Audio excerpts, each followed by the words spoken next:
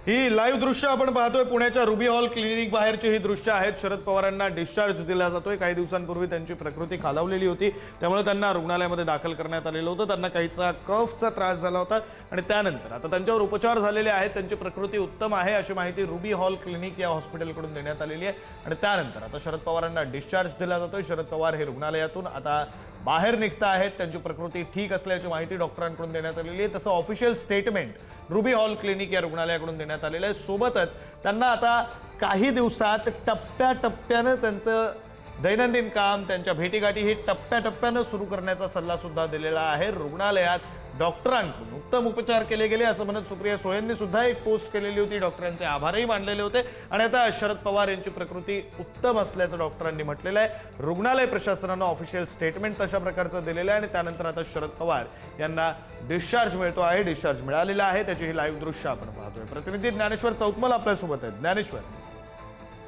आपल्याला कल्पना आहे की 5 दिवस शरद पवार यांना पुण्यातल्या रुबी रुग्णालयामध्ये ऍडमिट करण्यात आलेलं होतं आणि आता त्यांना डिस्चार्ज मिळतो आहे। काही वेळापूर्वी माध्यमांना जी डॉक्टरांनी माहिती दिली त्यामध्ये 5 दिवस जो त्यांना आरामाचा सल्ला देण्यात आलेला होता, रुबी हॉल रुग्णालयामध्ये त्यांच्यावरती उपचार करण्यात आलेले होते ते पूर्ण झालेले आहेत।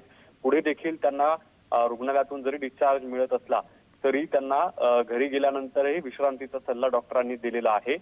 या दरम्यान त्यांना खोकल्याचा त्रास होत होता म्हणून रुग्णालयामध्ये ऍडमिट करण्यात आलेलं होतं। कफ त्यांना झालेला होता आणि डॉक्टरांच्या निगराणीखाली रुबी रुग्णालयामध्ये त्यांच्यावरती 5 दिवस उपचार करण्यात आलेले होते। त्यांना आयसीयू मध्ये ठेवलं नव्हतं, प्रायव्हेट रूम मध्ये त्यांना ठेवलेलं होतं, मात्र डॉक्टरांच्या निगराणीखाली त्यांना ठेवण्यात आलेलं होतं आणि आता त्यांना डिस्चार्ज मिळालेला आहे आणि सगळ्यात महत्त्वाचं पुढचे काही दिवस त्यांनी लोकांमध्ये जाणं टाळावं आणि आराम करावा अशा पद्धतीचा सल्ला डॉक्टरांनी दिलेला आहे।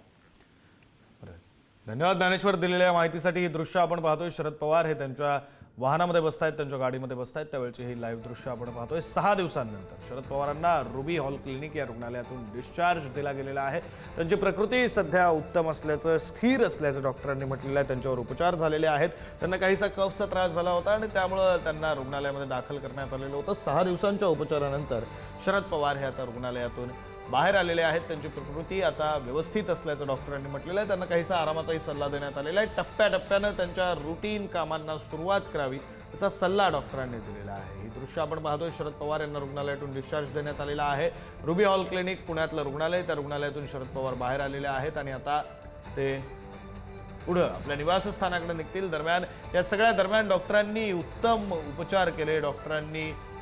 डॉक्टरांनी रुग्णालय प्रशासनानं उत्तम सहकार्य केलं अशी माहिती सुप्रिया सुळे यांनी सोशल मीडियावर पोस्ट करून दिलेली होती आणि त्यानंतरची ही सगळी दृश्य आपण पाहतोय। डॉक्टरही आता शरद पवारांना भेटलेले आहेत, ज्या डॉक्टरांनी उपचार केले।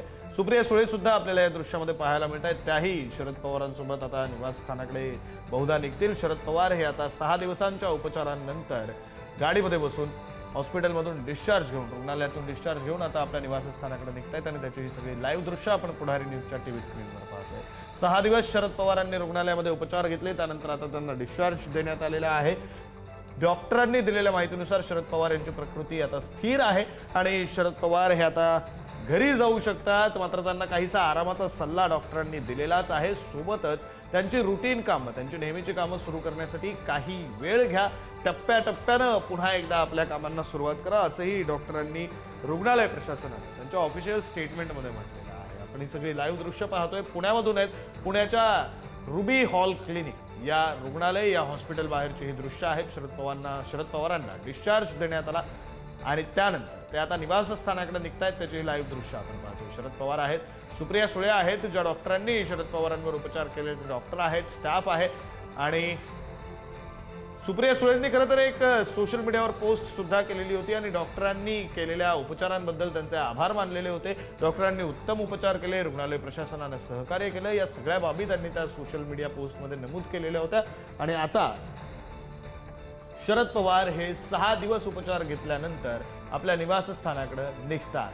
6 दिवसांनंतर शरद पवारांना रुबी हॉल क्लिनिक या रुग्णालयातून डिस्चार्ज देण्यात आला। सुप्रिया सुळे यांनी डॉक्टरांची आणि शरद पवार निघण्याआधी भेट सुद्धा घालून दिली आणि तीही दृश्य आपण पाहिली। तर शरद पवार हे गाडीमध्ये बसता आहेत, ते आपल्या निवासस्थानाकडे निघतील। 6 दिवस त्यांनी पुण्याच्या रुबी हॉल क्लिनिक या रुग्णालयामध्ये उपचार घेतले आणि आता